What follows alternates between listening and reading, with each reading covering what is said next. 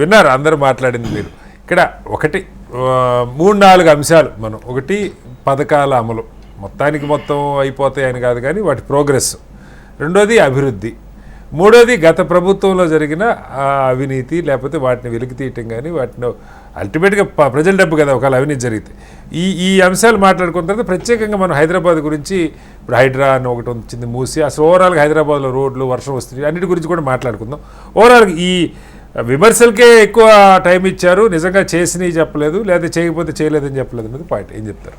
ముందుగా చర్చల్లో పాల్గొంటున్నటువంటి సీనియర్ సంపాదకులు, ఒక రాజకీయ విశ్లేషకులు వీరయ్య గారు, అదే రకంగా బీఆర్ఎస్ నాయకులు సురేష్ గారు, నరేష్ గారు, భారతీయ జనతా పార్టీ నాయకులు చారి గారు, సీనియర్ మీరు, HMTV ప్రేక్షకులందరికీ కూడా సాయంకాలం నమస్కారాలు తెలియజేస్తూ వాస్తవాన్ని చర్చించడానికి ప్రయత్నం చేయాలి. ఎందుకనంటే ఏరి కోరి కొట్లాడి తెచ్చుకున్నటువంటి తెలంగాణ రాష్ట్రంలో గత 10 సంవత్సరాలు ఏం జరిగిందో మనందరికీ కూడా బాగా తెలుసు. ఎందుకనంటే ఆ రోజు ధర్నా చౌక్ నుంచి ప్రారంభమైనటువంటి ధర్నాలు తెలంగాణ రాష్ట్రం వచ్చిన తర్వాత అదేమైందో మనందరికీ తెలుసు, యావత్ తెలంగాణ సమాజానికి తెలుసు.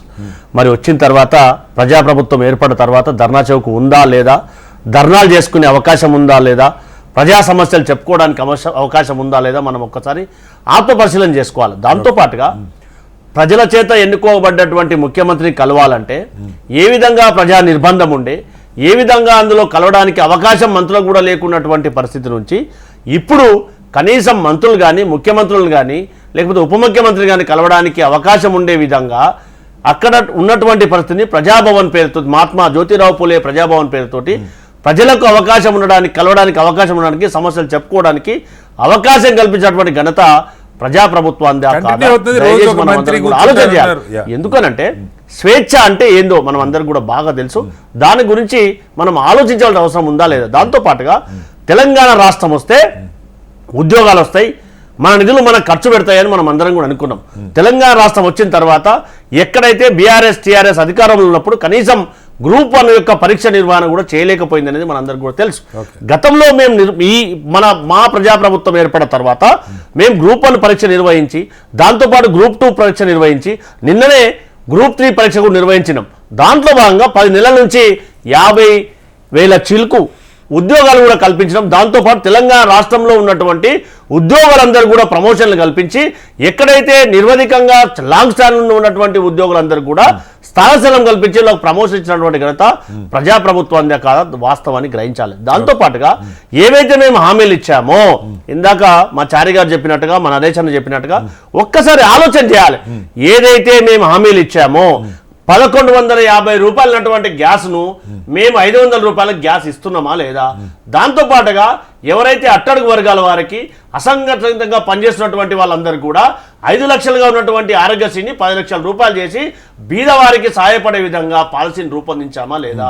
దాంతోపాటుగా రైతులు ఎవరైతే దేశానికి వెన్నముక్కగా ఉన్నటువంటి మనందరం కూడా రైతుల గురించి ఆలోచించాల్సిన అవసరం ఉందా లేదా. అందులో భాగంగా 18,000 కోట్ల రూపాయలను 22 లక్షల మందికి రైతు రుణమాఫీ చేశామా లేదా. దాంతోపాటు మేము వచ్చి 10 నెలలు అవుతుంది. ఖచ్చితంగా తెలంగాణ రాష్ట్రంలో నిధుల విషయంలో ఏం జరిగిందో, ఎంత మేరకు అప్పులయ్యో మనందరూ కూడా బాగా తెలుసు. ఎస్, మేము ఇచ్చినటువంటి హామీలన్నీ కూడా నెరవేర్చడానికి కాలపరిమితి పెట్టే అవకాశం ఉంది. ఉన్నటువంటి ఆర్థిక పరిస్థితి ఏ మేరకు ఏ విధంగా ఉందో మనందరికీ కూడా తెలుసు. దాంతోపాటుగా ఏవైతే సంక్షేమ పథకాలు, ఏవైతే నియామకాల విషయంలో కానీ, దాంతోపాటుగా మహిళలకు ఉచిత బస్సు కానీ, 200 కరెంటు కానీ, దాంతోపాటుగా ఉద్యోగాల కల్పన కానీ, దాంతోపాటుగా రైతులకు కూడా రైతు భరోసా ఏదైతే ఉందో ఖచ్చితంగా కల్పిస్తాం. గతంలో వాళ్ళందరూ కూడా హైవేలకు కానీ, రియల్ ఎస్టేట్ సంస్థలకు ప్లాట్లు చేసినటువంటి దాఖలాలకు కూడా రైతు బంధు చేసినటువంటి సందర్భాలు ఉన్నాయి. కాబట్టి అవి ప్రజాధనం అనేది వృధా కాకూడదు. ఖచ్చితంగా రైతు భరోసా అనేది కల్పించాలనే ఉద్దేశంతో ఒక పాలసీని రూపొందించడానికి ప్రభుత్వం ప్రయత్నం చేస్తుంది. ప్రభుత్వం ఏ డబ్బు ఖర్చు పెట్టినా కూడా అది ప్రజల యొక్క ధనం కాబట్టి దాన్ని ప్రాపర్ వేగా ఖర్చు పెట్టాలనేది ప్రజాప్రభుత్వం యొక్క ఆలోచన. అందులో భాగంగానే తాత్సర్యం జరుగుతూ ఉంది. వీలైనంత మేరకు దాన్ని ఇంప్లిమెంట్ చేయడానికి ప్రయత్నం చేస్తాం. దాంతోపాటు ఇందాక బోనస్ అంటా ఉన్నారు. మొన్న నుంచే 2 డేస్ బ్యాక్ నుంచే ప్రారంభం కావడం జరిగింది.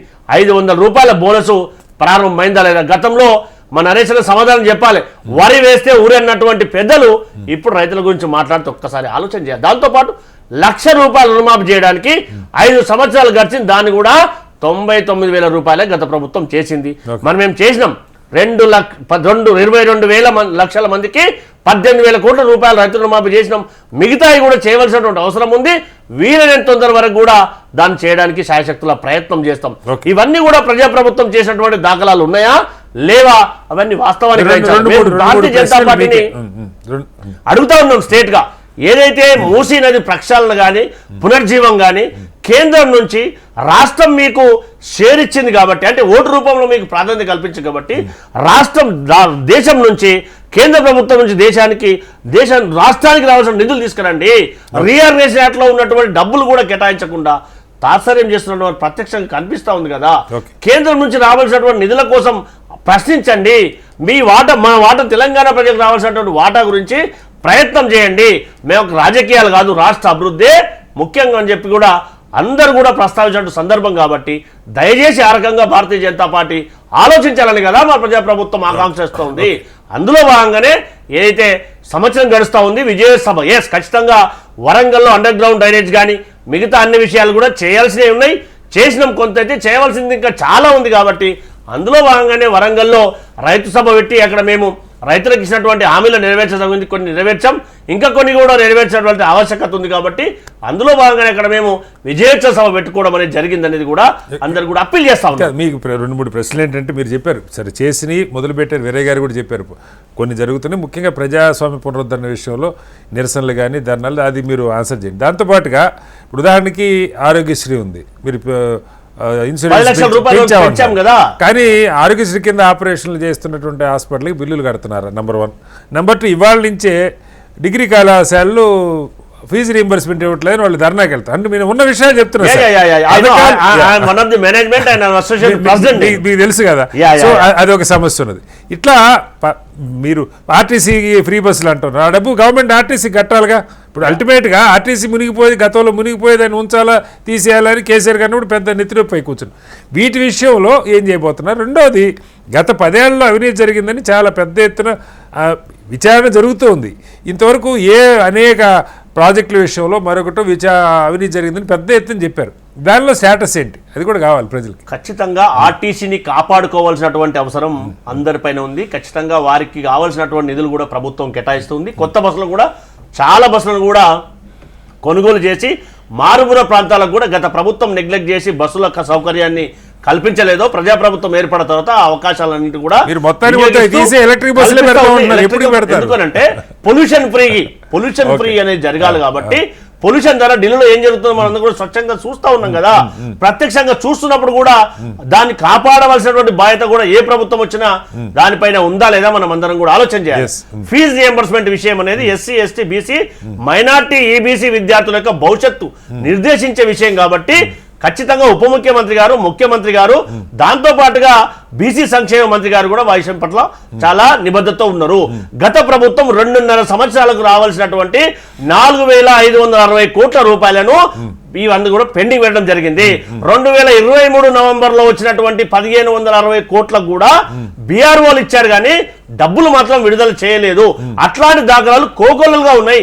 గత ప్రభుత్వం పెండింగ్ పెట్టిపోయినటువంటి డబ్బులు ఈ ప్రభుత్వం వచ్చిన తర్వాత కూడా వాటన్నిటి కూడా చెల్లిస్తామని చెప్తా ఉన్నారు.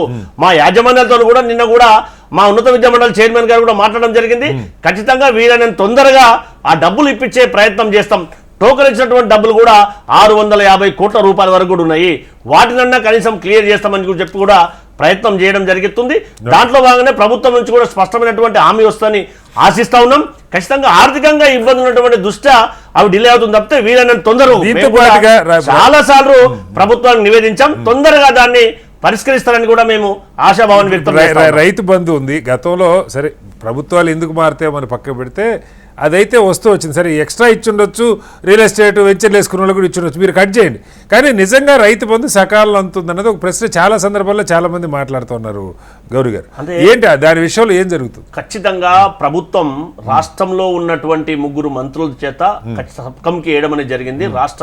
రాష్ట్రం నలుమూల నుంచి ఒక అందరు రైతులతోటి, ప్రజా సంఘాలతోటి కూడా సమావేశాలు నిర్వహించడం జరిగింది. పెద్దలు వీరయ్య గారు కూడా బాగా తెలుసు ఆ విషయాన్ని, వారు పత్రికకు సంపాదకులుగా ఉన్నారు కాబట్టి అన్ని విషయాలు బాగా తెలుసు. దాంతో పాటుగా మనం అందరం కూడా ఆలోచించాల్సింది, ఎక్కడైతే ప్రజాధనం వృధా కాకుండా ఎవరైతే లబ్ధిదారులు ఉంటారో వారికి లబ్ధి చేసినప్పుడు మాత్రమే ఈ ప్రజాధనం ప్రాపర్ గా యూటిలైజ్ అయ్యే అవకాశం ఉంటుంది కాబట్టి ఖచ్చితంగా ఎన్ని ఎకరాల వరకు ఇవ్వాలి, ఎవరో కౌలు రైతులకు ఏ విధంగా ఇవ్వాలి, భూమి యజమానులకు ఏ విధంగా ఇవ్వాలి, పంట పండించే వాళ్ళకి ఏ విధంగా న్యాయం చేయాలనే ఉద్దేశంతో ప్రభుత్వం ఆలోచన చేస్తుంది.